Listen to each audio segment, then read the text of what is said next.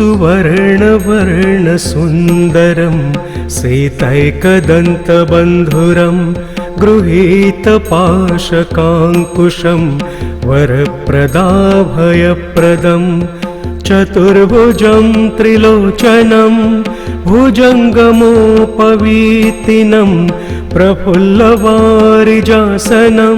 भजामि सिन्दूराननम्।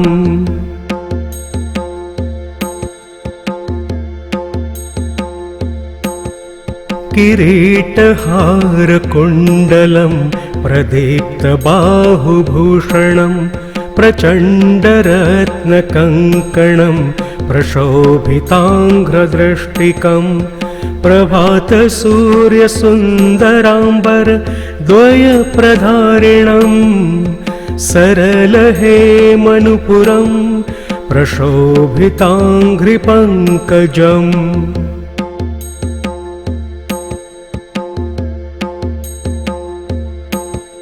सुवर्णदण्डमण्डित प्रचण्डचारुचामरं गृहप्रतीर्णसुन्दरं युगक्षणं प्रमोदितं कवीन्द्रचित्तरञ्जकं महाविपत्तिभञ्जकं षडक्षरस्वरूपिणं भजेन्द्रजेन्द्ररूपिणम्।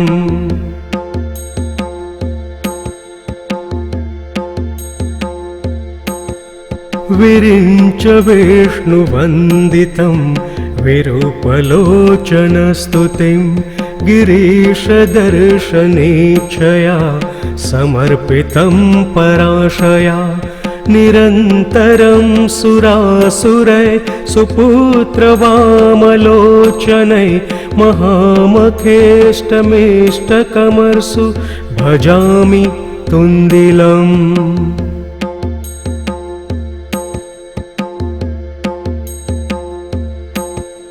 मदौघलुब्धचञ्चलार्कमञ्जुगुञ्जितारवं प्रबुद्धचित्तरञ्जकं प्रमोदकर्णचालकम् अनन्यभक्तिमानवं प्रचण्डमुक्तिदायकं नमामि नित्यमादरेण वक्रतुण्डनायकम्।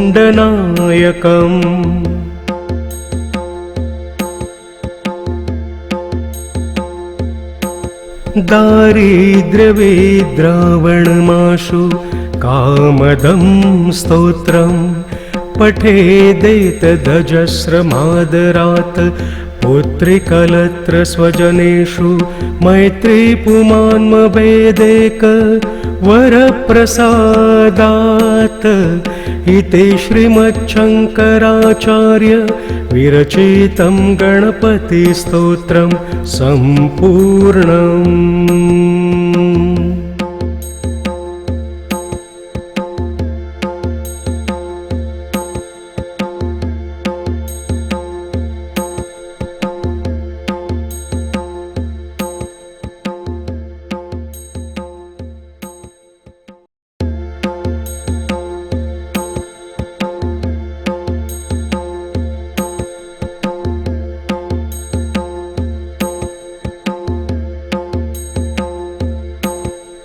सुवर्णवर्णसुन्दरं सीतैकदन्तबन्धुरं गृहीतपाशकाङ्कुशं वरप्रदाभयप्रदं चतुर्भुजं त्रिलोचनं भुजङ्गमोपवीतिनं प्रफुल्लवारिजासनं भजामि सिन्दूराननम्।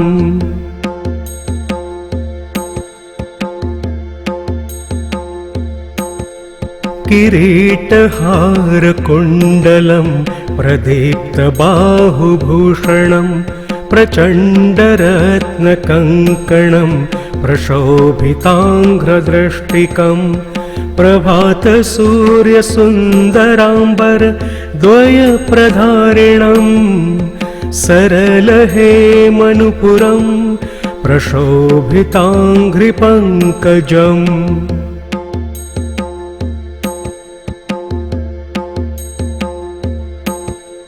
सुवर्णदण्डमण्डित प्रचण्डचारुचामरं गृहप्रतीर्णसुन्दरं युगक्षणं प्रमोदितं कवीन्द्रचित्तरञ्जकं महाविपत्तिभञ्जकं षडक्षरस्वरूपिणं भजेन्द्रजेन्द्ररूपिणम्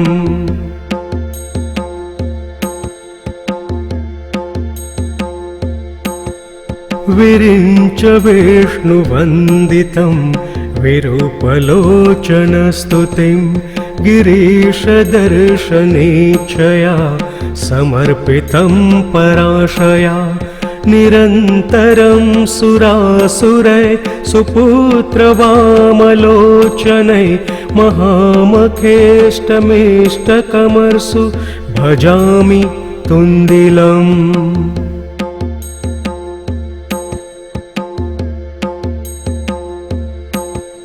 मदौघलुब्धचञ्चलार्कमञ्जुगुञ्जितारवं प्रबुद्धचेत्तरञ्जकं प्रमोदकर्णचालकम् अनन्यभक्तिमानवं प्रचण्डमुक्तिदायकं नमामि नित्यमादरेण वक्रतुण्डनायकम्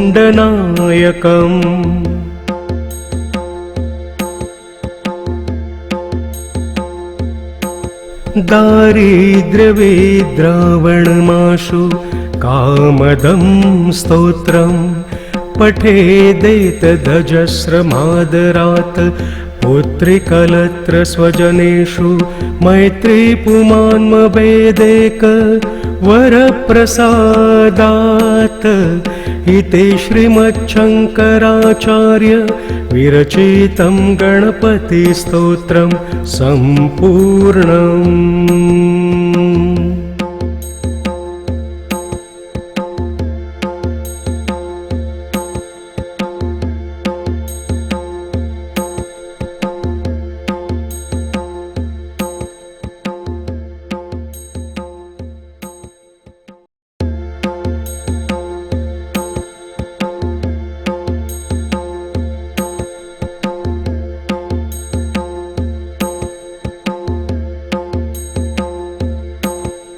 सुवर्णवर्णसुन्दरं सीतैकदन्तबन्धुरं गृहीतपाशकाङ्कुशं वरप्रदाभयप्रदं चतुर्भुजं त्रिलोचनं भुजङ्गमोपवीतिनं प्रफुल्लवारिजासनं भजामि सिन्दुराननम्।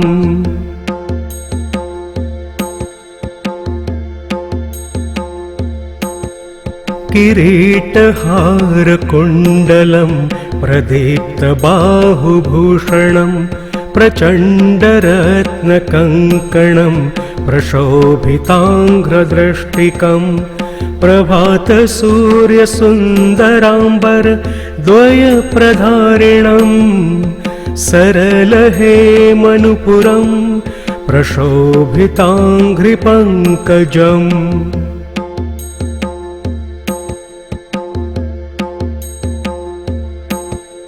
सुवर्णदण्डमण्डित प्रचण्डचारुचामरं गृहप्रतीर्णसुन्दरं युगक्षणं प्रमोदितं कवीन्द्रचित्तरञ्जकं महाविपत्तिभञ्जकं षडक्षरस्वरूपिणं भजेन्द्रजेन्द्ररूपिणम्।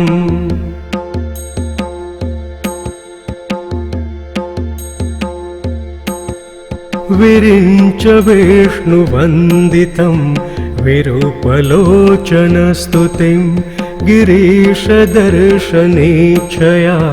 समर्पितं पराशया निरन्तरं सुरासुरै सुपुत्रवामलोचनै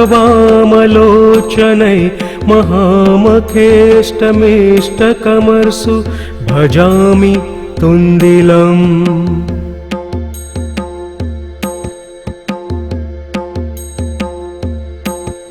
मदौघलुब्धचञ्चलार्कमञ्जुगुञ्जितारवं प्रबुद्धचित्तरञ्जकं प्रमोदकर्णचालकम् अनन्यभक्तिमानवं प्रचण्डमुक्तिदायकं नमामि नित्यमादरेण वक्रतुण्डनायकम्।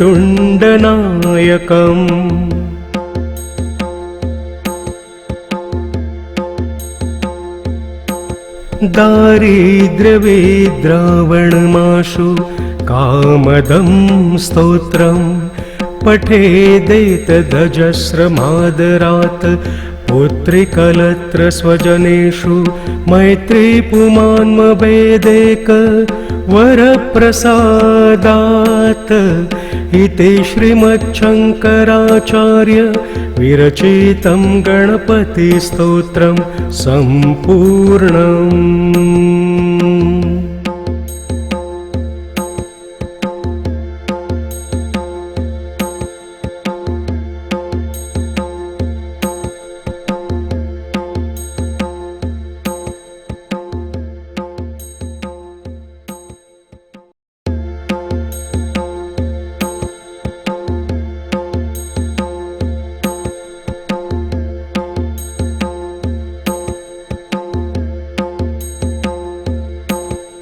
सुवर्णवर्णसुन्दरं सीतैकदन्तबन्धुरं गृहीतपाशकाङ्कुशं वरप्रदाभयप्रदं चतुर्भुजं त्रिलोचनं भुजङ्गमोपवीतिनं प्रफुल्लवारिजासनं भजामि सिन्दूराननम्।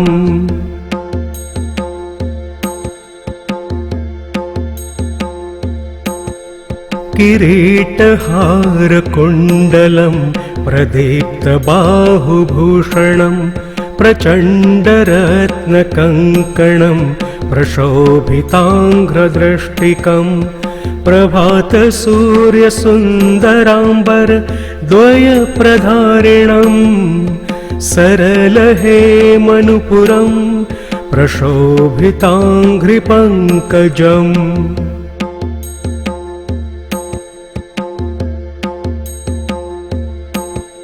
सुवर्णदण्डमण्डित प्रचण्डचारुचामरं गृहप्रतीर्णसुन्दरं युगक्षणं प्रमोदितं कवीन्द्रचित्तरञ्जकं महाविपत्तिभञ्जकं षडक्षरस्वरूपिणं भजेन्द्रजेन्द्ररूपिणम्।